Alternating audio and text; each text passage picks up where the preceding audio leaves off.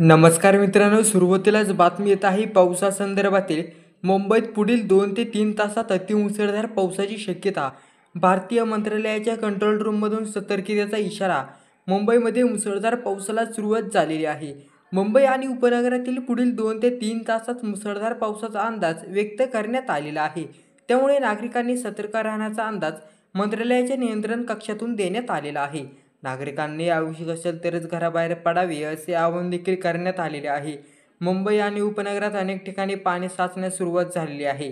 मुख्यमंत्री एकनाथ शिंदे ॲक्शन मोडमध्ये आलेले आहेत.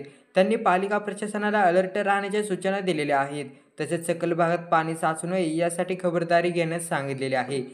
मुख्यमंत्री स्वतः ग्राउंडवर उतरण्याची शक्यता आहे. ती आज कंट्रोल रूमला भेट देऊ शकतात. सायन परिसरात रस्त्यावर पाणी साचलेले आहे. सायन उड्डाणपुलाखाली पाणीच पाणी झालेले आहे. दादरच्या हिंदू कॉलनीमध्ये देखील पाणी साचलेलं आहे. हिंदू कॉलनीला तलावाचं स्वरूप आलेलं आहे. मुंबई उपनगरात देखील पावसाचा जोर वाढलेला आहे. मुसळधार ते अतिमुसळधार पावसाचा इशारा IMDने दिलेला आहे.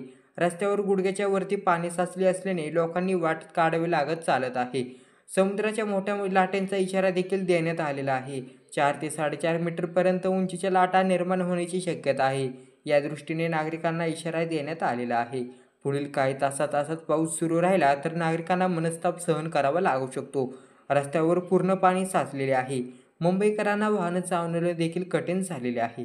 परिणाम देखील लोकल सेवेवर देखील पाहायला मिळू शकतो.